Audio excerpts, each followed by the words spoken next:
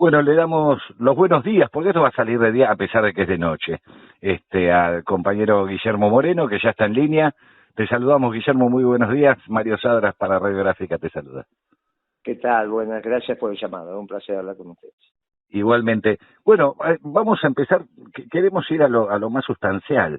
Hay una cantidad de militancia, sobre todo se está viendo en redes en estos tiempos, de militancia que conforma este frente electoral que se está construyendo como frente gubernamental, que reclama y dicen, y esto con todo el cariño y respeto, liberen a la bestia.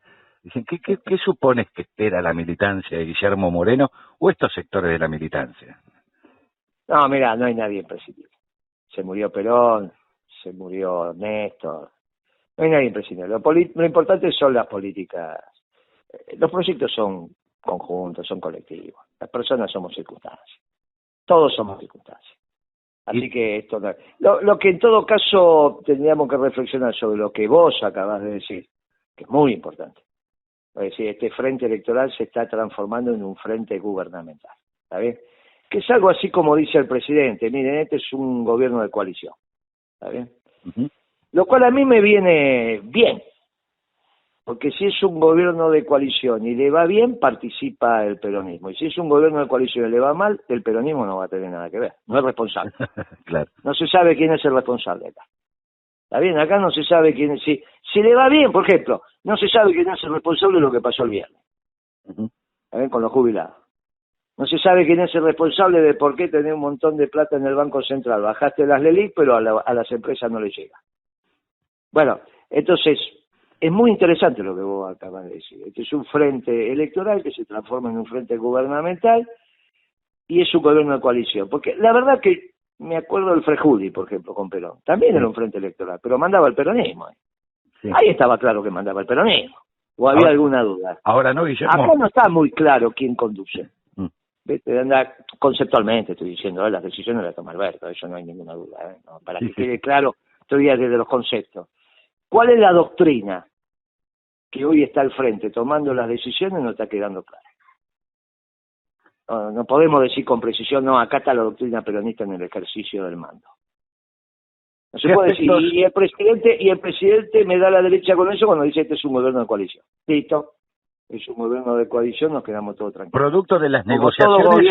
Como todo gobierno de coalición, si anda bien va a tener un montón de dueños y si anda mal, si anda bien, hasta el Partido Comunista Congreso Extraordinario, este va a ser responsable del éxito. Si se anda mal, no va a haber nadie haciéndose cargo de esto. Alberto nada más va.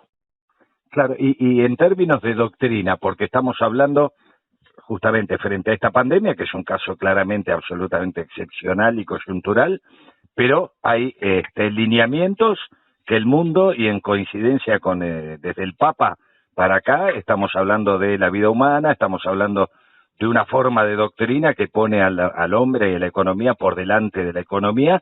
Podemos decir que hay rasgos bien definidos de la doctrina. Mira, más o menos, porque Perón decía que había una sola clase de hombres, los que trabajan, y que la economía estaba al servicio del hombre. Sí. Así que, no sé, hay una visión marxista de la economía que dice que la economía es priorizar la tasa de ganancia del capital. Bueno, está bien, es una visión marxista esto. Uh-huh. La peronista no dice eso. Yo lo que te contesto a eso, y yo lo sigo al Papa, y no escuché esto que estás diciendo vos del Papa, pero entiendo lo que querés decir, así que no lo involucremos al Papa en esto. Lo que yo te puedo decir es que los ricos viven de la riqueza y los pobres viven de su trabajo, por lo tanto de la economía. Cuanto más abajo está, más necesitas trabajar para el día a día. Yo te digo, mira, la Universidad de La Matanza acaba de hacer un relevamiento con la metodología que pueden, pobre pibe, llamarlo por teléfono, todo lo que se puede. Metodológicamente debe tener 10.000 errores, pero dice que La Matanza en promedio tiene alimentos para 7 días, la familia, ¿no?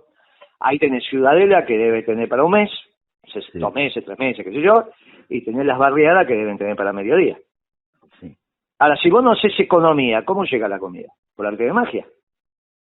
Permítame provocarlo, Guillermo, permítame provocarlo. Claro. Usted dice los ricos viven de la riqueza y los pobres de su trabajo. Los ricos piensan que viven de la riqueza, pero en realidad viven del trabajo de los trabajadores. No, porque la riqueza de los ricos hoy es el stock que tienen. Entre el stock que tienen, Pero hoy, claro, la riqueza el stock lo construyeron con el trabajo de los laburantes. Pero es que no estamos hablando si no lo construyeron, estamos hablando que lo tienen. Pongámonos de acuerdo en el debate, si no es un sinfín. Está bien. O me provocaste y yo acepto. Dale. Los ricos viven de su riqueza. En este caso, la riqueza es el stock de comida que tienen. ¿O vos te pensás que un rico no tiene hoy para 30, 60, 90 días de stock de comida en su casa? Sí. Es ridículo que piense que no. Bueno, entonces, tienen para varias generaciones de guita. Bueno, pero no, de comida no, porque se les pudre. No, de dinero, de recursos. Bueno, pero entonces no, porque el stock no es dinero. Este es un error. ¿De dónde salió esa estupidez de pensar que la economía es la plata? Bien. Pero ¿quiénes son los imbéciles que piensan esto? Si hasta Marx enseñó que la economía es el trabajo. Pero yo no sé dónde pasaron estas cosas. Entre los banqueros y los marxistas se armó un lío bárbaro, que terminaron sin entender la economía. Que los banqueros me digan que el bien más importante de la economía es la plata, yo lo entiendo, porque es lo que ellos transan. Ahora, que lo digamos nosotros, que no somos banqueros, es una estupidez mayúscula. Yo te acepto que vos me digas que lo más importante de la vida es la comunicación, porque sos periodista. Y yo te digo, mira, soy economista y ferretero, lo más importante son lo que venden los ferreteros. Bueno, cada uno se mira al ombligo. Ahora, que nosotros digamos, sin ser banquero, que lo más importante es la plata, somos unos idiotas útiles. Lo entiendo de los marxistas, porque a partir de Lenin se armó un lío tan grande con esto del capitalismo financiero, que era la expansión del capitalismo, del imperialismo, todas esas cosas, que al final se terminó embrollando y se armó un lío bárbaro. Pero muchachos, ya pasaron 100 años de esto, podríamos haber estudiado un poco. La economía son los bienes y servicios que genera una sociedad. La plata es un bien simbólico que facilita la transacción. Yo te doy a vos $1.000.000, te dejo en el desierto de San Juan y a la hora de estar caminando tiraste $900.000 y ves si llegás con 100.000. Y a las 2 horas te quedan $1.000 y a las 3 horas estás muerto. Sí, hiciste un fueguito para calentarte en el desierto con esos billetes. Sí, de noche, y si es de día que te parte el sol, lo tiras todo, ¿sabes qué?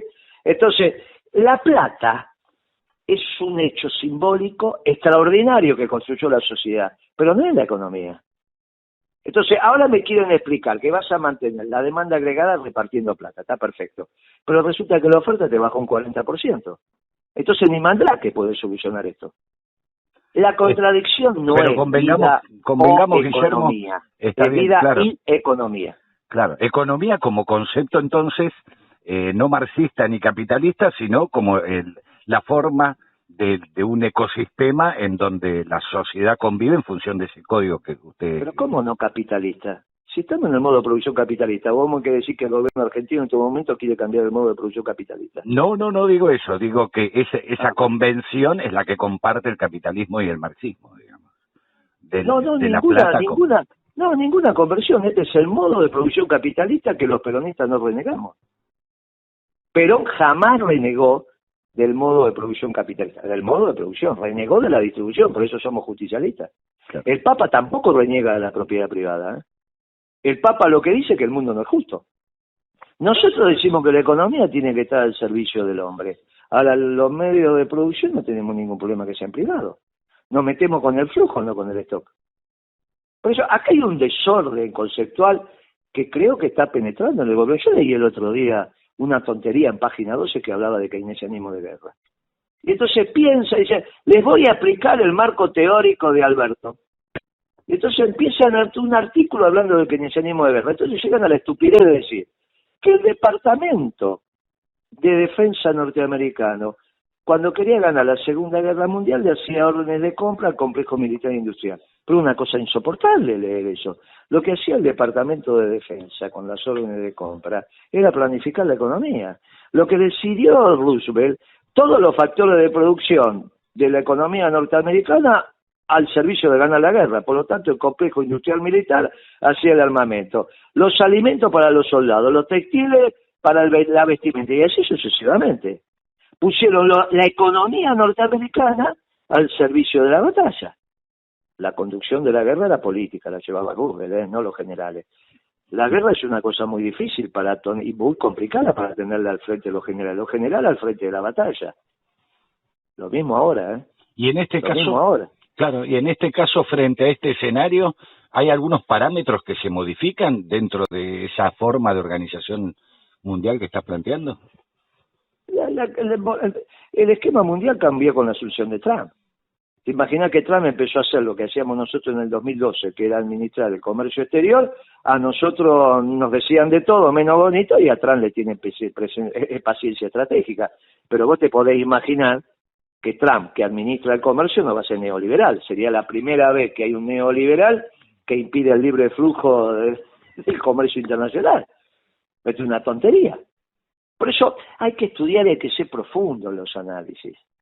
Nosotros decíamos, no, viene una ola neoliberal en Latinoamérica, y resulta que Trump lo primero que hizo a Estados Unidos fue sacarlo del Acuerdo del Pacífico. Y los que mantienen el libre comercio a escala global son los chinos, y se van a Davos a defender el libre comercio. ¿Hay posibilidad de una perspectiva, como en el caso, ya que usted lo trae a cuento, de Donald Trump, de formas capitalistas netas hacia el interior y de producción y de proteccionismo, y liberales hacia como modo de política internacional? Esas son tonterías. Eso es una cosa o son la otra. La realidad... Para afuera y para adentro, aunque sea Trump. Pero obviamente, lo que vos tenés ahora es la discusión entre dos nacionalismos. El del Papa Francisco, donde valora a cada uno de los pueblos y dice, pueblos del mundo, ámense. Lo mismo que decía Evita. Nosotros somos una doctrina de amor y paz para todos los pueblos del mundo. Nosotros somos una doctrina internacional. No solo los marxistas son internacionalistas, no neoliberales, los peronistas también. Mal que le pese a algunos. Porque lo venimos planteando hace 70 años. Ese nacionalismo es nacionalismo de inclusión, el nacionalismo que hace puente entre los pueblos. Y después tener el nacionalismo de exclusión de categorías europeas.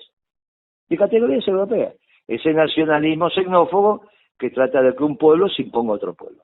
Bueno, ante ese nacionalismo nació, creció, se desarrolló y hoy está más vivito que nunca, desde hace 70 años que venimos dando vueltas, el peronismo.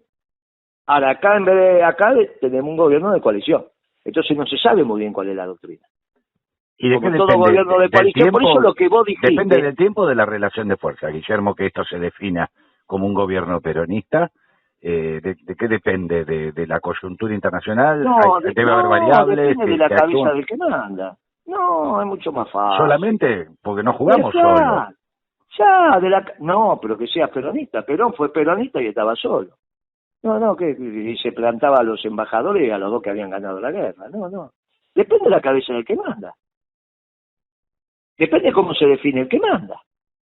Eso me lo sabrá decir vos, que sos periodista. ¿Cómo se define el que manda? Usted es el dirigente, porque claramente, y repito la consigna, depende de la consigna inicial. De la cabeza, pero depende de la cabeza del que manda. Por algo hay militancia que lo está convocando, Guillermo, y usted tiene que saber por qué. Estamos hablando de eso. Pero no estamos hablando de eso. Estamos hablando... porque usted es un referente peronista, Guillermo. No, pero estamos hablando de cómo se va a definir este proceso. A mí me encantaría un gobierno peronista. Para eso tengo que tener un ministro de Economía peronista. ¿Es peronista el ministro de Economía? Le pregunto yo. Pero y vos contestame, sos periodista. No, pero yo lo que sé que economista, y ya que estamos, le digo saludo de Bruno Napoli, que me lo define como el mejor, como el economista. Yo lo que sé digamos. del ministro de Economía, que es hincha de Gimnasia y Esgrima y que estudió con Stiglitz, que yo sepa, Stiglitz del peronista no tiene nada. Eso es lo que sé.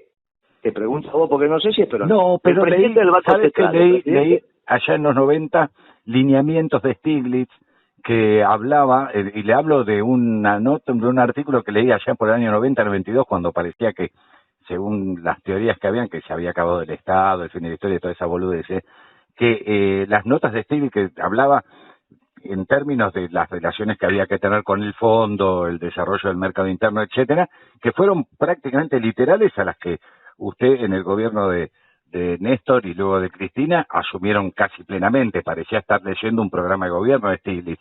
Entonces, más allá de ninguna manera, no, leíste mal. ¿Leí mal? No hay ningún artículo de abril del 92 de Le Monde Diplomatique. No hay ningún, pero de ninguna manera. Cuando hablaba de las relaciones del Fondo Monetario... Escúchame una cosa, Le Monde Diplomatique es la expresión... Pero es la expresión de la socialdemocracia. Sí, está bien, pero... Y bueno, económicamente son neoliberales. No, eso generó y ahora peor, la globalización. Bueno, y entonces olvidate. Mirá si Le Monde Diplomatique va a publicar un escrito peronista, olvidate. No, una concepción que había en ese momento en donde se hablaba del fin del Estado, y Stiglitz contradecía. No, no Me tiene nada gustaría que ver. releerlo con usted en algún momento. Ya, Porque pero no hay bueno, ningún problema, me llama mañana. estoy citando de memoria, Pero aparte pero Stiglitz lo he leído. Aparte no es un tipo solvente en términos económicos. Entonces, si vos me decís Krugman, puede ser. Krugman. Stiglitz no es un tipo solvente en términos económicos. Nunca. Se lo dije la vez que Alberto lo trajo en el gobierno de Kirchner. Lo trajo ya por el 2007. Le dije a Kirchner, mire, este no es una pero no me referencia equivoco económica. entonces que en el gobierno de Néstor hubo lineamientos que eran muy similares a lo que Stiglitz proponía en los 90. No, Alberto lo trajo, ¿no? ¿Desde cuándo los lineamientos económicos del gobierno de Kirchner fueron de Alberto? No, siempre fue Néstor el ministro de Economía, eso está claro. No, estás equivocado, era Labaña el ministro de Economía. Ya sé, pero me refiero a que la economía pasaba por el Poder Ejecutivo, claramente el que tomaba las decisiones políticas era el presidente. Después de Labaña, después del 2005, por eso se va Labaña. Sí, ahí no hay ninguna duda, pasaban por Debido. ¿Con quién operaba la economía Kirchner? ¿Con Alberto Fernández o con Debido? Claro. Claro que. Claro, ¿Con quién te vuelvo a preguntar? Con Labaña, entiendo yo. Después que se fue Labaña. Y con Alberto. Después que se fue. ¿Con Alberto tomaba decisiones económicas? Dígame. ¿O con Debido? ¿Con quién operaba Kirchner las decisiones económicas? Dígamelo usted, no lo sé. Honestamente si no lo sabés, te lo cuento. ¿Quién era el Ministerio de Planificación y que tiene el presupuesto más grande? Debido. Decime una decisión económica de Alberto Fernández durante el gobierno de Kirchner. Si queremos cambiar la historia, la cambiamos. Pero tengamos claro que estamos mintiendo.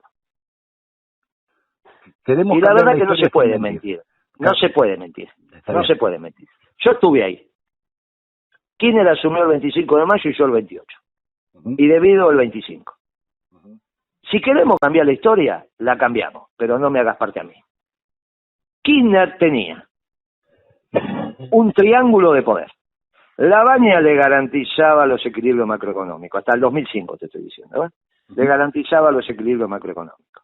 Era el intendente del edificio. La luz funcionaba, el agua funcionaba, la calefacción, estaba todo prolijo, ese era Labaña. Operaba en el día a día. En el día a día, con los intendentes, con los empresarios, con el sector real de la economía a través de Debido. Sin ninguna duda. Debido tenía la Secretaría de Comunicaciones, la Secretaría de Minería, la Secretaría de Industria, la Secretaría de Obras Públicas y la Secretaría de Energía. ¿Con quién te parece que operaba Kirchner? Con Debido. ¿Vos te pensás que Alberto Fernández le daba órdenes a Debido? Vamos, muchachos. La famosa embajada paralela que acusan, ¿de dónde era? ¿Queremos cambiar la historia? La cambiamos. ¿Por dónde arrancamos para cambiar esa historia, Guillermo? No, se cuenta la verdad. Alberto era la tercera pata, estaban los órganos de control. Él manejaba la auditoría, la SIGEM, la auditoría a través del Congreso, la SIGEM, manejaba los órganos de control. La relación con Página 12, con el progresismo. No tomaba, si no decime una sola decisión económica que se ha tomado Alberto. Él dice ahora, no, porque cuando negociamos la deuda la negoció, en realidad, la negoció Guillermo Lince. En relación directa con Kirchner, a través de Labaña. Y algunas pinceladas metía Debido con nosotros. ¿Está bien? Con nosotros. Por ejemplo, en algún momento habían arreglado que iban a estar los cupones del PBI, que se iba a ser un premio para los inversores extranjeros, y lo querían indexar a su vez por inflación. Le dijimos no, o una o la otra. Y salió por PBI. ¿Está bien? Metíamos algunas pinceladas. Esa es la verdad histórica. Ahora, si después la queremos cambiar, la cambiamos, pero no me hagas parte a mí. No, y dentro de Kirchner manejaba el gobierno con Julio Debido. ¿Está claro? El famoso hablen con Julio, ¿de dónde te pensás que salió? ¿O hay algún libro que dice hablen con Alberto? ¿Por qué La Nación escribió el libro Hablen con Julio? Claramente. Y entonces, a partir de este esquema, ¿cómo reencararíamos a partir sobre todo de esta falsa dicotomía entre reactivar la economía, la salud de la economía? ¿Cómo reactivaríamos y cuál sería la manera de actuar con los sectores empresarios? No hablemos de los sectores financieros y no hablemos de la banca internacional, pero ¿pero por qué crees? ¿Qué problema tiene con los sectores empresarios? Ninguno. Ningún problema.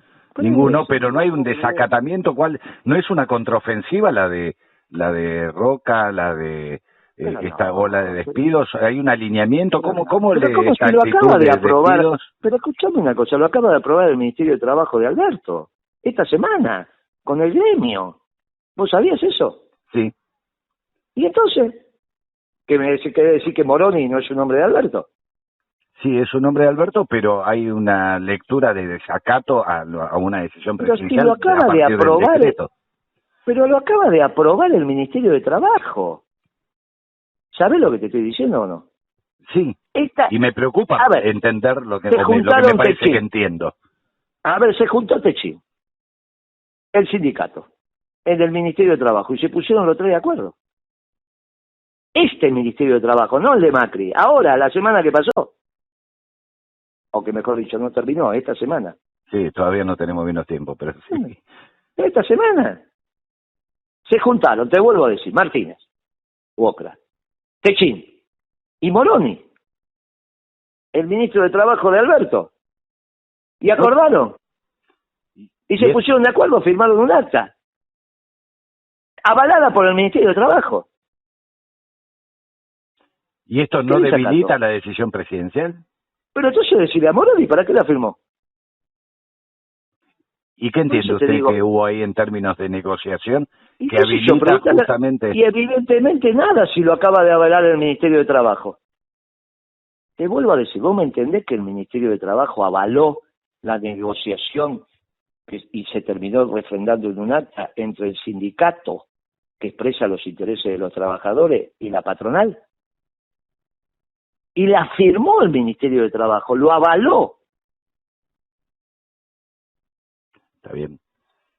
Entonces, digo, muchacho, por eso digo, mire, este es el problema que tenemos cuando queremos mirar bajo el agua. Y en realidad no se pueden abrir los ojos bajo el agua. Salimos del agua y abrimos los ojos. Si Alberto se desbocó, no hagamos interpretaciones porque su Ministerio de Trabajo termina avalando la propuesta que hace el movimiento obrero organizado a través de Wokra y la patronal. Entonces, ¿cuál es el problema que tiene la Argentina? Son 1000 familias, la oligarquía. El problema es la sociedad rural. El problema es el precio de la comida. A partir de que la comida tiene que pagar 7.000 millones de dólares por año de rentabilidad que se llevan los dueños de la tierra sin trabajar. Ese es el problema. Ese es el problema. Ahora, en vez de decir, son 1000 familias, empezamos a llenar miles, millones de familias. Y entonces terminamos diciendo, no podemos, y parecemos el prepaso. Que queremos hacer, pero no nos dejan. ¿De dónde sacamos los dólares, Guillermo? De las 1000 familias. De las 1000 familias. ¿Cómo ve el impuesto, este impuesto? No, hay que hacer lo que hay que hacer. 7.000 millones de dólares de la oligarquía se lleva todos los años, 1000 familias. Ahí tenés la plata. Con 7.000 millones de dólares solucionás el tema externo y no entras en default. ¿Qué hay que hacer? ¿Una modificación estructural o una cuestión de legislación? No, es solamente retención y ley de alquiler, una pavada. La ley de alquiler la podés sacar por decreto de necesidad de urgencia hasta que se junte el Congreso. Y retención de tener la facultad. Ahora, yendo 2 pasos para atrás para retomar esto, que me parece que es nuclear en la conversación. Hubo este acuerdo finalmente, y vamos a poner acuerdo entre comillas, porque a veces un acuerdo con una pistola en la cabeza no es un acuerdo. Es una relación de fuerzas que se doblegó, le torcieron el brazo a Alberto a partir de esa firma en el Ministerio de Trabajo, ¿o es una decisión política? Pero de ninguna manera, es la realidad de los hechos. No, desde ya que es la realidad, pero ¿cómo llegamos a esa realidad? ¿Cómo llegamos a esa conclusión? Porque el Estado no está pagando. Ya no pagaba con Macri y no paga ahora. Eso es lo que está pasando. Porque no hiciste un modelo de desarrollo. Dijiste que la economía tenías un plan, pero era secreto. ¿Cómo vas a tener un plan económico secreto? Si lo único que no es secreto es la economía en un país. Serán secretos los códigos de los misiles que tenga, qué sé yo, si es que tuviéramos misiles. Pero ¿cómo va a ser secreto? Será secreto una operación de contrainteligencia.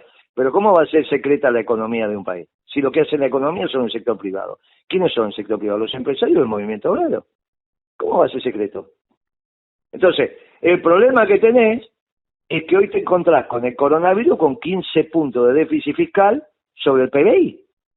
Y cuando nosotros hicimos crecer la economía a tasa china, teníamos superávit fiscal. Bueno, estas cosas son las que hay que ordenar. Ahora, se ordena desde una doctrina y de un sinnúmero de hombres prácticos. Y eso es el peronismo en acción. Ahora tenemos un gobierno de coalición. Yo lamento decir esto, ¿eh? Lo voté igual que vos. En todo caso, me molestó la manera en que lo eligieron. Pero una vez que no hubo posibilidad bueno, ya está. Ya lo dije en su momento, miren muchachos, acá no sale unas pasos. No hubo unas pasos competitivas, unas pasos con lista única, bueno, listo, ya está. Hicieron una lista única porque hicieron un reglamento electoral que a los que se querían presentar tenían que juntar avales en aquellos partidos que no era el Partido Justicialista, la mitad de los avales. Ridículo, ¿dónde voy a ir a buscar los afiliados del Partido Comunista? O del Partido de Massa, o del Partido Nuevo Encuentro. Esto es absolutamente ridículo. Ahora, eso que armaste, como bien dijiste vos, un frente electoral que ahora quiere ser un frente gubernamental o una coalición de gobierno. Eso dijiste vos, ¿estamos de acuerdo? Estamos de acuerdo, sí, abrimos. Muy bien, en esa coalición de gobierno, la doctrina que impera no es la peronista. Y entonces no te tienen los hombres prácticos, y sobre todo en economía. Y entonces te empiezan a pasar estas cosas. Te empiezan a pasar estas cosas. ¿Te pasan estas cosas o son parte de la construcción de una coalición de gobierno finalmente, en donde las pulsiones y donde las relaciones de poder tienen que definirse? Ah, bueno, perfecto. Después cuando vos te digan que la cosa no te sale, es la alianza. Y si te salen, va a tener un montón de dueños. Y Alberto tiene derecho a ser reelegido. Tiene derecho a ser reelegido. Si a él le va bien, tenemos a Alberto por 8 años. Lo votamos ahora y lo vamos a volver a votar. ¿Hay en esta coyuntura internacional la posibilidad de salirse de ciertos paradigmas mundiales en términos de las relaciones entre los poderes económicos y el Estado que antes de esto no teníamos? ¿Pero cómo? Si esto se cambió a partir de Trump. Sí, eso intentamos lo cambiarlo charlamos, nosotros. pero justamente ahora es algo que está visible y es parte de la cotidianidad, esto de la cuarentena. ¿Pero cómo está visible? Si lo primero que hizo Trump fue sacar a Estados Unidos del acuerdo de Transpacífico. Pero eso lo sabe vos, Guillermo, lo sé yo, pero claramente en términos de las relaciones, de lo que es la construcción de la opinión publicada, podemos estar visibilizándolo ahora y tenemos que ver eso. No, pero ¿cómo? Si Trump, los globalistas lo vienen puteando desde que asumió. Le dicen loquito, esto, que lo iban a el impeachment, que lo iban a echar, que era... Lo viene diciendo el New York Times desde que asumió. Digamos, el Partido Demócrata viene diciendo que Trump es un loquito desde que asumió y ahora se empezó a convencer que es orgánico la clase dirigente norteamericana. Lo que pasa es que la clase dirigente norteamericana destruyó el mundo que lideraba. Lideraba el mundo neoliberal y como le penetraron en su zona de confort los chinos y los europeos continentales, decidió cambiar. No hay muchos antecedentes en la historia de la humanidad de esto. No hay muchos antecedentes que el pueblo que lidera una realidad decida cambiar esa realidad. En general, para cambiar esa realidad se precisaban revoluciones. Acá hubo una clase dirigente que vio que esa lideranza que tenía de ese mundo ya no le servía y cambió. Y lo eligió a Trump. Y ahora va a ganar, ahora va a ganar, pero sin despeinarse. Ahora gana sin despeinarse. Ahora le viene bien a la Argentina desde ya. ¿O vos te pensás que nos venía bien que ganara la Clinton? Con ese acuerdo transpacífico ridículo que nos dejaba sin industria. El acuerdo transpacífico. Yo no sé por qué la progresía argentina quería que ganara la Clinton. ¿Vos tenés alguna explicación? No. Bueno, yo la verdad que no lo entiendo. Sí entiendo por qué Macri quería que ganara la Clinton. Nada, ¿por qué los progresistas argentinos querían que ganara la Clinton? Nunca lo entendí. Nunca lo entendí. Porque si hay algo que destruye el aparato productivo argentino, la globalización. Y más, ¿quién confrontó contra el segundo gobierno de Cristina? Cuando nosotros administramos el comercio exterior, ¿qué es eso? Lo que hoy está haciendo Trump. ¿Quién nos hizo un juicio a nosotros? Estados Unidos, Europa y Japón. El 60% del PBI mundial nos hacía un juicio a nosotros. Era obvio que lo íbamos a perder. ¿Por qué? Porque hacíamos lo que ahora está haciendo Trump. Lo que inauguró este nuevo mundo fuimos nosotros. Lo que pasa es que, lógico, no teníamos ni un portaaviones, solamente un teléfono. Y Trump tiene 12. A nosotros nos hicieron un juicio y a Trump le tienen paciencia estratégica. Ahora, ese mundo hay que entenderlo. Ese mundo tiene una discusión entre dos nacionalismos, el de exclusión y el de inclusión. El de macho camacho, el Bolivia o el peronista. Bien. Tenemos que construir un nacionalismo de inclusión que levante, no que levante el muro, sino que construya puentes, como enseña su santidad. Y eso tiene una ideología que se llama peronismo. Ahora, cuando el mundo tiene que ir al peronismo, acá tenemos un gobierno de coalición. ¿Y qué culpa tengo yo? Es la cabeza de Alberto esa. ¿Yo qué culpa tengo que ponga de presidente en el Banco Central un radical? Pero ¿Vos pondrías un radical al frente del Banco Central? No. ¿Y entonces? ¿Vos pondrías un muchacho que tiene como virtud ser de Gimnasia de Esgrima o ser discípulo de Stiglitz en el Ministerio de Economía? ¿O pondrías un peruca, probado en combate?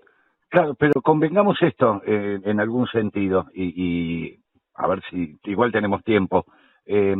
Cristina en un momento habló que pasábamos, cuando todavía estaba en el gobierno, ¿no?, sobre los finales, que estábamos pasando de una estructura bipartidista, ¿no?, por esto de radicales y peronistas, a una estructura bifrentista, porque de alguna manera, no vamos a hablar de peronismo, vamos a hablar de justicialismo, que supongo que coincidimos en la diferencia, en donde no siempre definió que son Momo Venegas o justamente Néstor se podrían plantear como justicialistas, pero yo no sé si coincido, no sé si usted considera que existe un peronómetro, yo coincido que sí existe un peronómetro en algunos casos. Y entiendo esta concepción, porque en definitiva podemos hablar de patria o antipatria, de liberación o dependencia, en donde estas dos formas, o por lo menos donde pueden encuadrarse los conceptos de bifrentismo más que de bipartidismo, porque nos encontramos con tipos verdaderos. Cualquiera se dijo peronista en estos últimos tiempos y creo que no es así. Pero si yo lo que necesito es que sean todos peronistas. Sí, Evita dijo, la lucha termina cuando el último ladrillo sea peronista. Yo no sé qué es eso, bifrentismo. Debe ser que vos me hablaste de la última etapa, Cristina, yo ya estaba en Italia. Debe ser que en ese momento, mientras yo estuve, y los 10 años que estuve, esa discusión no había. Éramos peronistas. A mí Kirchner me decía, no dicen kirchnerita cuando no quieren. Para bajarnos el precio. No, sí, pero claro. Yo entiendo esto desde este lugar, Guillermo, de que justamente muchos se embanderaron por esta ponderación que tiene el peronismo para la construcción de una identidad y una doctrina, en donde en general, sobre todo el neoliberalismo, está huérfano de eso y necesitó de la territorialidad y necesitó de todo aquello que los partidos nacionales... Hermano. Pero está terminado el neoliberalismo, si no lo conduce Estados Unidos, no lo conduce nadie. Es una estupidez eso de que había una ola neoliberal. Pero está a la deriva, ese neoliberalismo. ¿Pero cómo va a estar a la deriva? No existe a la deriva. Si está a la deriva no es una estructura de poder. Y no, si está no está dando manotazo de ahogado. Se habla que la posibilidad de la emisión de la moneda... Los únicos que están dando manotazo de ahogado son los socialdemócratas europeos, con Macron a la cabeza. Los únicos. Los únicos. Hay una bipolaridad mundial entonces entre China y Estados Unidos. Pero de ninguna manera, los chinos ya están perdedores, ya está, olvídate, eso ya está.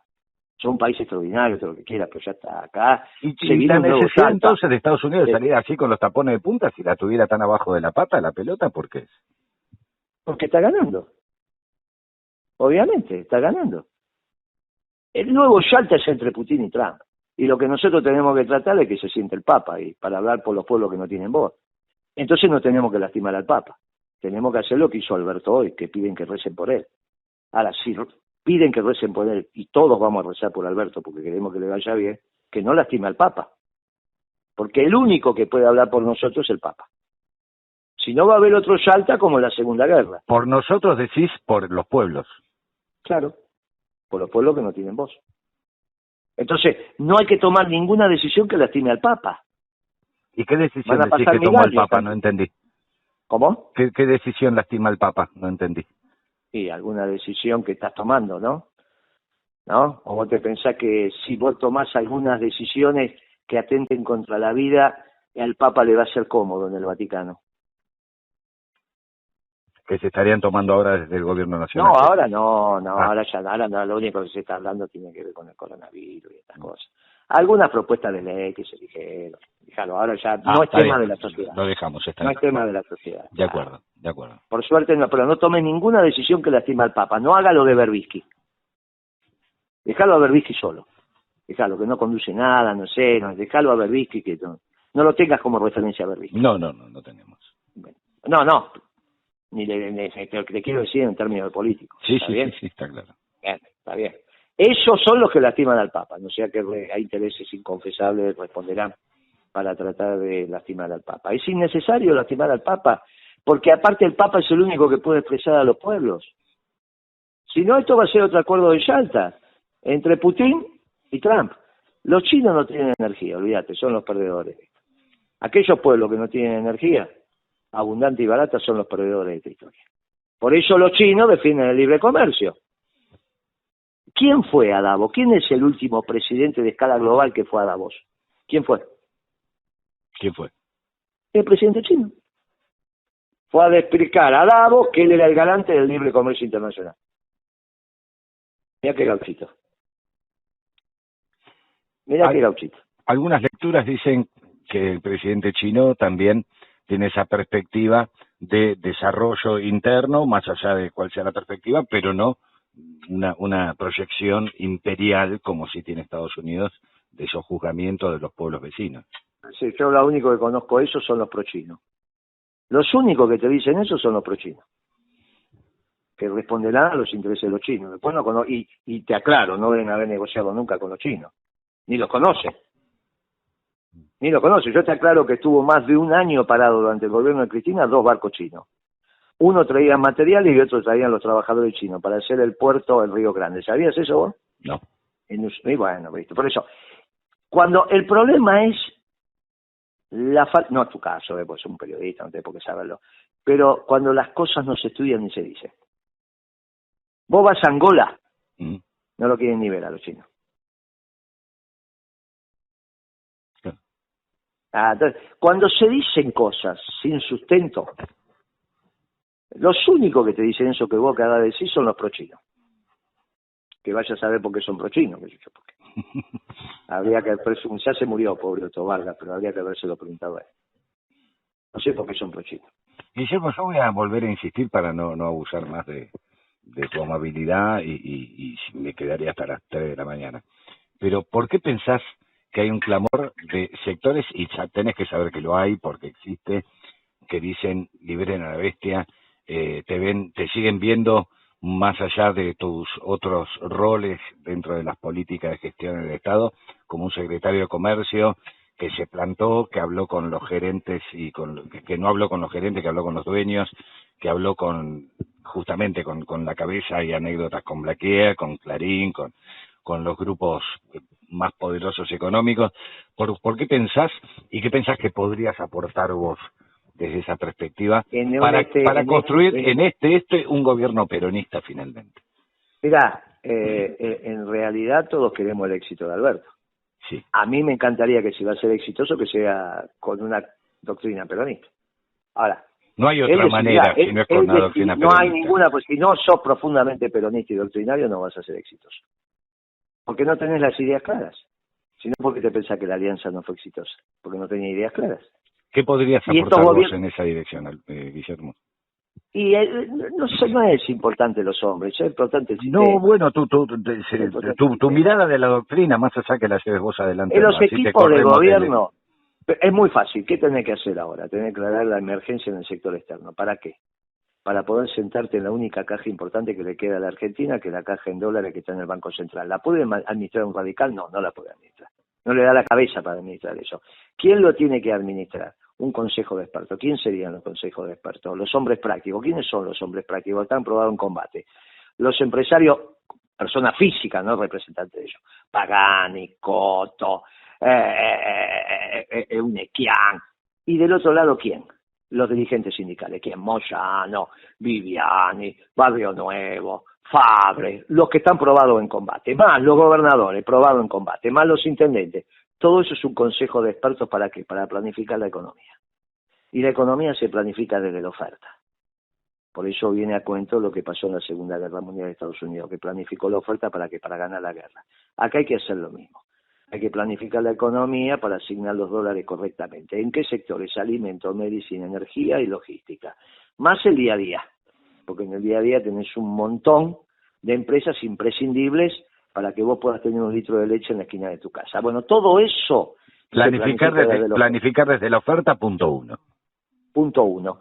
A partir de ahí, empalmar, de acá a 6 meses, con un modelo de desarrollo nacional y popular, Nacional porque el centro de interés es la patria, tenerlo celeste y blanca dibujada en la piel. Popular porque mirá la sociedad de abajo para arriba. Si mirá la sociedad de abajo para arriba y mirá la sociedad del que trabaja y con ese manguito morfa, no hay duda que eso es la economía.